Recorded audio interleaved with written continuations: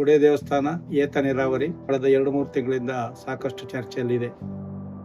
4-5 ಗ್ರಾಮಗಳ ಗ್ರಾಮಸ್ಥರು, ಸರ್ಕಾರದ ಕೆಳ ಹಂತದ ಅಧಿಕಾರಿಗಳು ಮತ್ತು ಚುನಾಯಿತ ಪ್ರತಿನಿಧಿಗಳ ಗಮನಕ್ಕೆ ತರುವ ಪ್ರಯತ್ನ ಮಾಡಿದ್ರೂ ಕೂಡ ಯಾವುದೇ ಒಂದು ಬೆಳವಣಿಗೆ ಆಗಿಲ್ಲ.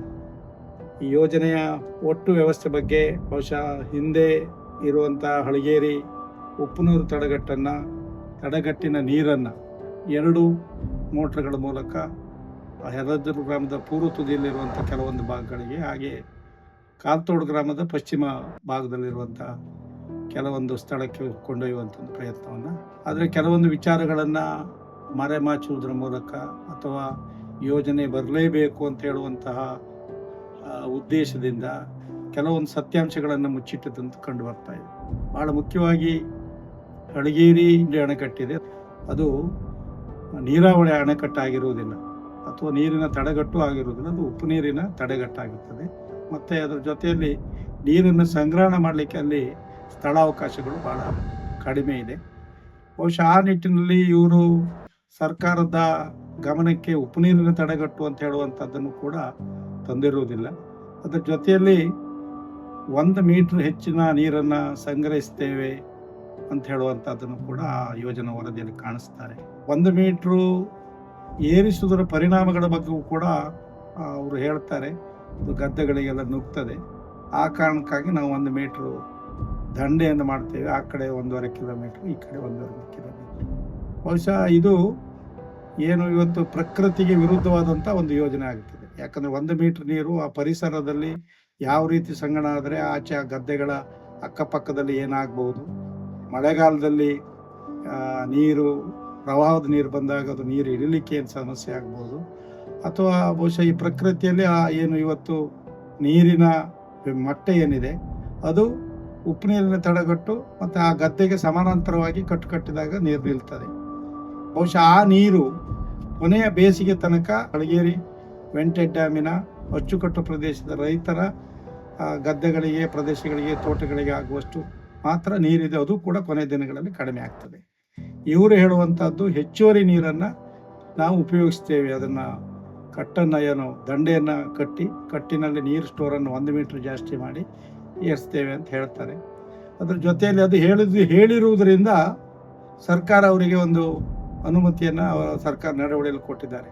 ಹೆಚ್ಚುವರಿ ನೀರನ್ನು, ಈ ಹಳಗೇರಿ ಕಟ್ಟಿನ ಹಿನ್ನೀರಿನ ಹೆಚ್ಚುವರಿ ನೀರನ್ನು, ಸಮುದ್ರಕ್ಕೆ ಹೋಗ್ತಕ್ಕಂಥ ನೀರನ್ನು ಜಾಕ್ವೆಲ್ ಮೂಲಕ 2 ಪಂಪ್ಗಳ ಮೂಲಕ ನೀರನ್ನು ಎತ್ತುವಂಥದ್ದು ಕಾಣಿಸ್ತಾರೆ. ಹೆಚ್ಚುವರಿ ನೀರನ್ನು ಸಮುದ್ರಕ್ಕೆ ಹೋಗೋ ನೀರಂಥದ್ದು ಕಟ್ಟಿನ ಕೆಳಗಡೆ ಇವರು ಏನು ಜಾಕ್ವೆಲ್ಲನ್ನು ಮಾಡಬೇಕಿತ್ತು. ಹೆಚ್ಚುವರಿ ನೀರು ಕೂಡ ಕೆಳಗೆ ಹೋಗುವಂಥ ನೀರು, ಸಮುದ್ರಕ್ಕೆ ಹೋಗುವಂಥ ನೀರು ಅಂತ ಹೇಳುವಂಥದ್ದು ಸರ್ಕಾರಿ ಆದೇಶದಲ್ಲಿ ಸ್ಪಷ್ಟವಾಗಿದೆ. ಬಹುಶಃ ಅದನ್ನು ಹೊರತುಪಡಿಸಿ ಏನು ಪರಂಪರವಾಗಿ ಕಟ್ಟತಕ್ಕಂತಹ ಏನು ಹಳಗೇರಿ ವೆಂಟೆಡ್ ಡ್ಯಾಮ್ ಇದೆ, ಅದರ ಏನು ಇವತ್ತು ಸುಮಾರು 1-2 ಮೀಟ್ರ್ ನೀರು ನಿಲ್ತಾ ಇದೆ, ಆ ನೀರನ್ನು ಎತ್ತುವಂಥ ಒಂದು ಪ್ರಯತ್ನವನ್ನು ಇವರು ಮಾಡ್ತಾ ಇದ್ದಾರೆ. ಮತ್ತು ತಪ್ಪು ಮಾಹಿತಿಯನ್ನು ಏನು ಸ್ಥಳೀಯ ಅಧಿಕಾರಿಗಳು ಗುತ್ತಿಗೆದಾರರಿಗೆ ಹೊಂದ್ಕೊಂಡು ಏನು ಕೊಡ್ತಾ ಇದ್ದಾರೆ. ಯಾವುದೇ ರೀತಿಯಲ್ಲಿ ಈ ಹಳಗೇರಿ ವೆಂಟೆಡ್ ಡ್ಯಾಮಿನ ಅಚ್ಚುಕಟ್ಟು ಪ್ರದೇಶದ ರೈತರ ಸಭೆಯನ್ನಾಗಲಿ ಅವರಿಗೆ ಮಾಹಿತಿಯನ್ನಾಗಲಿ ಈವರೆಗೂ ಕೂಡ ಕೊಟ್ಟಿಲ್ಲ. ಅಚ್ಚುಕಟ್ಟು ಪ್ರದೇಶದವರೇ ಸೇರಿ ಸಭೆಯನ್ನು ಮಾಡ್ತಿದ್ದಾರೆ ಹೊರತು ಯಾವ ಅಧಿಕಾರಿಗಳು ಕೂಡ ಈವರೆಗೆ ಬಂದಿರುವುದಿಲ್ಲ. ಬಹುಶಃ ಇದರಿಂದ ಸಾವಿರಾರು ಕುಟುಂಬಗಳಿಗೆ, ಬಹುಶಃ ಇವತ್ತು ಹೆರಂಜಾಲು, ಕಮ್ಮದಕೋಣೆ, ಉಳ್ಳೂರು, ಹೇರೂರು, ಬಹುಶಃ ಈ ಭಾಗದ ಸಾವಿರಾರು ಕುಟುಂಬಗಳಿಗೆ ತೊಂದರೆ ಆಗ್ತಾ ಇದೆ. ಮತ್ತು ಇಕೋ ಬ್ಯಾಲೆನ್ಸ್, ಒಂದು ಪ್ರಾಕೃತಿಕ ನಿಯಮಗಳಿಗೆ ವಿರುದ್ಧವಾಗಿ ಈ ಕೆಲಸಗಳು ನಡೀತಾ ಇದೆ. 1 ಮೀಟ್ರ್ ನೀರು ಏರಿದರೆ ಬಹುತೇಕ 100 ಎಕರೆ ಜಾಗ ಮುಳುಗುವುದರೊಟ್ಟಿಗೆ ಪರಿಸರದ ಸಮತೋಲನ ಖಂಡಿತವಾಗಿಯೂ ಈ ಭಾಗದಲ್ಲಿ ಹಾಳಾಗ್ತದೆ. ಆದ್ದರಿಂದ ಇವತ್ತು ಕೂಡ ನಾವು ಮನವಿ ಮಾಡುವುದಷ್ಟೇ, ಬಹುಶಃ ಖಂಡಿತವಾಗಿ ಇದಕ್ಕೆ ಚುನಾಯಿತ ಪ್ರತಿನಿಧಿಗಳು, ಸರ್ಕಾರದ ಕೆಳ ಹಂತದ ಅಧಿಕಾರಿಗಳು, ಬಹುಶಃ ಜನಪ್ರತಿನಿಧಿಗಳು ಇದಕ್ಕೆಲ್ಲ ಸಹಕಾರವನ್ನು ಕೊಟ್ಟು ಬಹುಶಃ ಈ ತೊಂದರೆಗಳನ್ನು ಏನು ಒಂದು ವೆಂಟೆಡ್ ಡ್ಯಾಮಿನ ನೀರು ಶೇಖರಣೆ 1 ಮೀಟ್ರನ್ನು ಎತ್ತರಿಸಿ ಸಂಗ್ರಹಿಸುವಂಥದ್ದು, ಅದರ ಜೊತೆಯಲ್ಲಿ ಏನು 2 ಕಡೆಗಳಲ್ಲಿ ಇಕ್ಕಡೆಗಳಲ್ಲಿ ದಂಡೆಯನ್ನು ಮಾಡುವಂಥದ್ದು, ಹಾಗೆ ಅದೇ ರೀತಿಯಲ್ಲಿ ಕಟ್ಟಿನ ಒಳಗಡೆ ಜಾಕ್ವೆಲ್ಲನ್ನು ಮಾಡಿ ನೀರೆತ್ತುವಂಥದ್ದು, ಇದನ್ನು ನಿಲ್ಲಿಸಿ ಇದರಲ್ಲಿ ಏನಾದರೂ ಪರಿಹಾರೋಪಾಯಗಳನ್ನು ಮಾಡಿಕೊಳ್ಳುವಂಥ ಒಂದು ಪ್ರಯತ್ನವನ್ನು ಮಾಡಬೇಕು ಅಂತ ಹೇಳಿ, ಪ್ರಯತ್ನ ಅಲ್ಲ ಇದು ಆಗಬೇಕು ಅಂತ ಹೇಳಿ ನಮ್ಮ ಹಕ್ಕನ್ನು ಒತ್ತಾಯಿಸ್ತಾ ಇದ್ದೇವೆ. ಸುಮಾರು 2-2.5 ತಿಂಗಳಿಂದ ಈ ಘಟನೆಗಳು, ಚರ್ಚೆಗಳು, ಸಂವಾದಗಳು ಇದೆಲ್ಲವೂ ಕೂಡ ನಡೀತಾ ಇದೆ. ಬಹುಶಃ ಇಲಾಖಾ ಮಟ್ಟದಲ್ಲಿ ದೂರು ಕೊಡುವಂಥದ್ದು, ಪಂಚಾಯಿತಿಗೆ ದೂರು ಕೊಡುವಂಥದ್ದು ನಡೀತಾ ಇದೆ. ಬಹುಶಃ ಆ ಸಂದರ್ಭದಲ್ಲಿ ಮಾಹಿತಿ ಸಂದರ್ಭದಲ್ಲಿ ನಮ್ಮ ಬೈಂದೂರಿನ ಗೌರವಾನ್ವಿತ ಶಾಸಕರು ಬಂದು ನಾವು ಅಧಿಕಾರಿಗಳ ಒಂದು ಸಭೆಯನ್ನು ಕರೀತೇವೆ, ನೀವು ಸಂತ್ರಸ್ತರ ಒಂದು ತಂಡ ಬಂದು ಅವ್ರ ಹತ್ರ ಒಂದು ಚರ್ಚೆಯನ್ನು ಮಾಡಬಹುದು ಅಂತ ಹೇಳುವಂಥ ವಿಚಾರಗಳನ್ನು ಕೂಡ ಹೇಳಿದರು.